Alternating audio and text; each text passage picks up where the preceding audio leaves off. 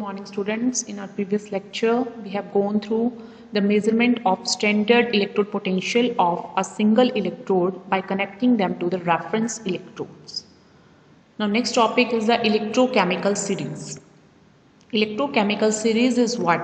It is the arrangement of various electrodes in order of their decreasing values of standard reduction potentials.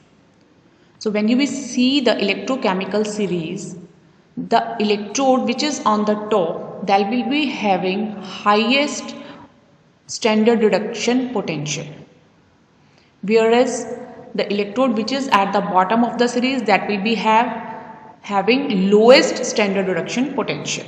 So the standard reduction potential is decreasing from top to bottom in the electrochemical series.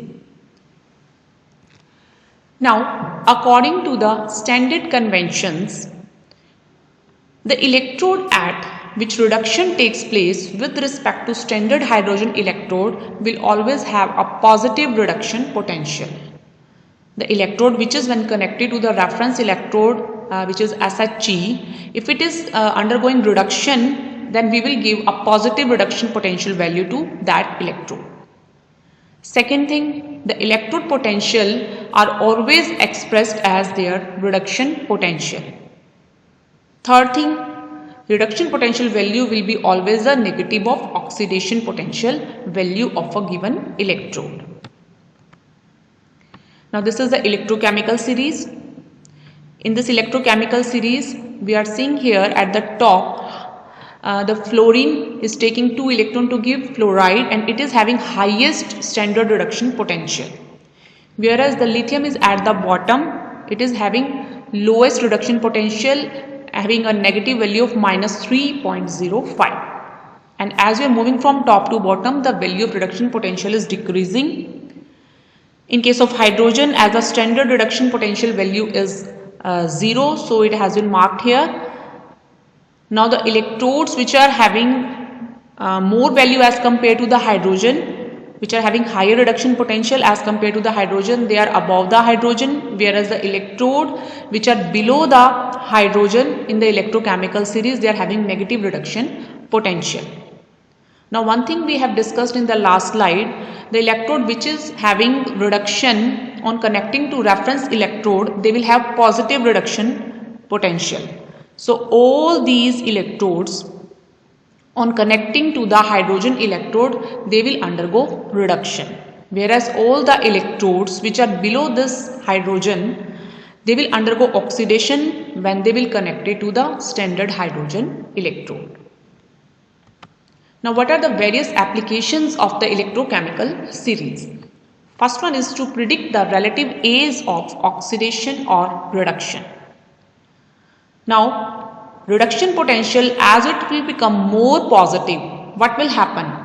It will be a stronger oxidizing agent. The electrode which is having more positive value of reduction potential, that will act as a stronger oxidizing agent. As we can see from here, higher the value of this reduction potential, it means more is the tendency to take up the electron from the other side. So it is having highest tendency to take up the electron to convert to fluoride. So it is a good oxidizing agent. So we can say here, more the positive value of reduction potential, the electrode will be a stronger oxidizing agent, and more readily it will accept the electron. An example of fluorine, as we can see in the table, it is the strongest oxidizing agent. Now, more will be the negative value, it will be a stronger reducing agent. As we can see in the table, more will be the negative value. It means it is having more tendency to lose the electron, not to gain the electron. So lithium will release the electron to convert to lithium positive. So it will be a stronger reducing agent. So we can say more the negative value of reduction potential, stronger is the reducing agent, more readily it will give the electron or lose the electron, and it will be the stronger reducing agent. As we can see from the table, lithium plus is the strongest reducing agent. Now, second one is to predict whether a metal reacts with acid to give hydrogen gas or not. Now, when we will get the hydrogen gas, when the hydrogen ion in the SHE, they are taking up the electron to convert to hydrogen. It means there must be reduction at hydrogen electrode when it is connected to the other electrode. So the electrode which is having the tendency to release electron, they will give a hydrogen gas when they will react with the acid. It means the electrodes which are having tendency to release the electron or to get oxidized, they will give hydrogen gas when they will react with the acid. So all metals, they are having negative reduction potential, they will react with acid to give hydrogen gas. As we can see in the table, all the electrodes which are having negative reduction potential, when they will connect it to hydrogen, oxidation will take place on them and hydrogen will undergo reduction. So in that case, hydrogen gas will be produced. So all the electrodes which are having negative reduction potential, when they will be connected to hydrogen, they will undergo oxidation. So they will react with acid to produce hydrogen gas. So all the metals having negative reduction potential, they will react with acid to give hydrogen gas. Next one is to calculate the standard EMF of the cell.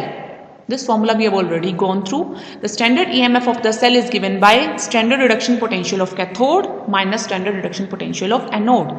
And these reduction potential values we can see from the electrochemical series, and from that we can easily calculate the standard EMF of the cell.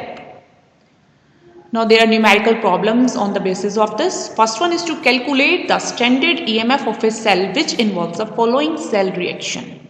And we are given here the oxidation potential of zinc is equal to 0.76 volt. Why I am calling it as oxidation potential? As zinc is written first and zinc 2 plus is written after it. So zinc is releasing electron to give zinc 2 positive. So this is the oxidation potential of zinc. Okay. Now the oxidation potential of silver is minus 0.80 volt.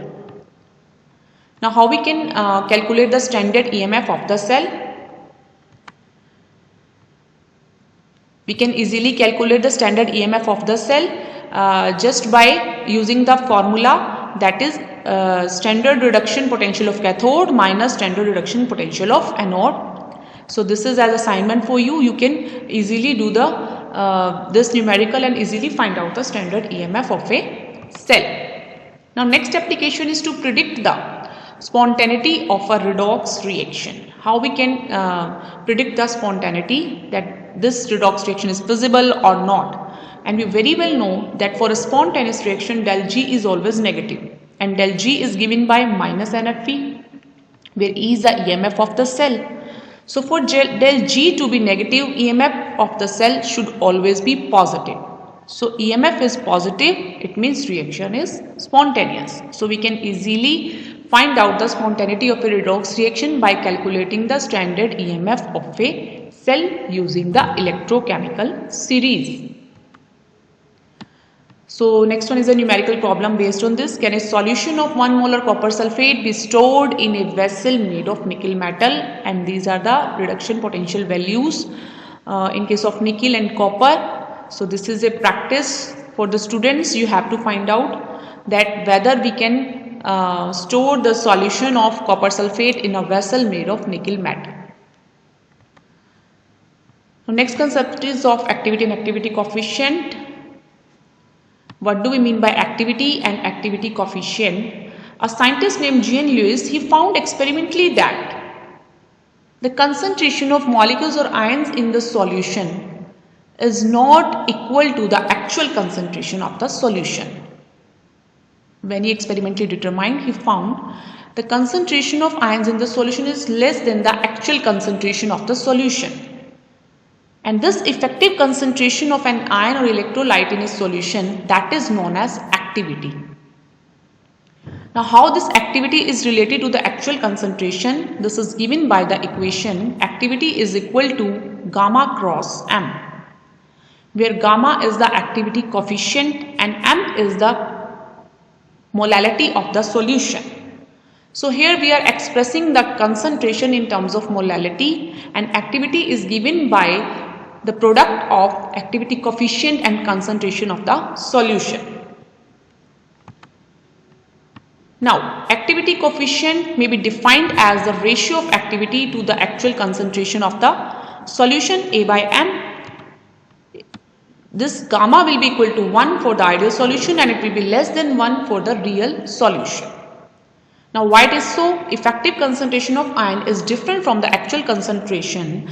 The reason being because of electrostatic interaction among the ions, due to which cations and anions present in the solution tend to form ion pairs.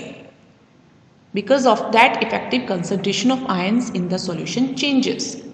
Now, the value of this gamma will increase with dilution and it will approach the value of 1 at infinite dilution. So, as the dilution is increasing, the real solution is behaving like an ideal solution and gamma is approaching 1. In case of real solution, gamma is less than 1. As the dilution is increasing, real solution is moving towards the ideal solution and its value is becoming equal to 1. Now, concept of mean ionic activity and mean activity coefficient. It is not always possible to have only one kind of ions in the solution. If you are having cation, there will be anions also, so that the solution is neutral. That's why a new concept was introduced, that was the mean ionic activity and mean activity coefficient. The reason being, activity or activity coefficient for individual ions we can't determine, as the ions are remaining in pair in the solution, because if there are cations there is an ion also. So the concept of mean ionic activity and mean activity coefficient was introduced. Now, what is this? How we can calculate this? For univalent electrolyte, the activity of electrolyte will be given by the product of activity of plus and negative, and this is equal to the square of A plus negative. This A plus negative is what? This is mean ionic activity. A plus negative will be equal to the square root of this A, which is the activity of electrolyte, or you can write this is equal to square root of product of A plus A negative. Similarly, mean activity coefficient is given by square root of gamma plus gamma negative. Now, we very well know the activity is related to the concentration by this relation. Activity is equal to gamma cross M. So, in case of positive ions, we can write A plus is equal to gamma plus M plus. In case of negative ions, we can write A negative is equal to gamma negative M negative. So, putting these values in this equation, we will have mean ionic activity, that is equal to square root of gamma plus M plus into gamma negative M negative. Now, we very well know the molality of plus ion will be equal to molality of negative ions, or you can say molality of cation is equal to molality of anion. So, that is equal to some common M. So, putting in this equation, M plus equal to M negative is equal to M. So, this is equal to M square. M plus cross M negative will be equal to M square. Similarly, gamma plus negative, that is equal to square root of gamma plus gamma negative. So, we can write the product of gamma plus into gamma negative will be equal to gamma plus negative square, which we are putting here. Gamma plus gamma negative product is equal to gamma plus negative square, and this is equal to M square. So, M square into gamma plus negative square root, that is equal to square root of activity. And finally, we are come up with the relation. The activity of an electrolyte is given by M square gamma plus negative square, where this is mean activity coefficient. Now, activities for gaseous substances at pressure equal to 1 atmosphere will be always taken as unity. Similarly, for pure liquids and pure solids, its value will be always unity. So, we will have to keep this in mind when we will applying the Nernst equation, that we have to put the value of activity equal to 1 in case of gaseous substances at 1 atmosphere pressure and for pure liquids and pure solids. So, this is all about today's lecture. In next lecture, we will continue with the relation between electrical energy and chemical energy.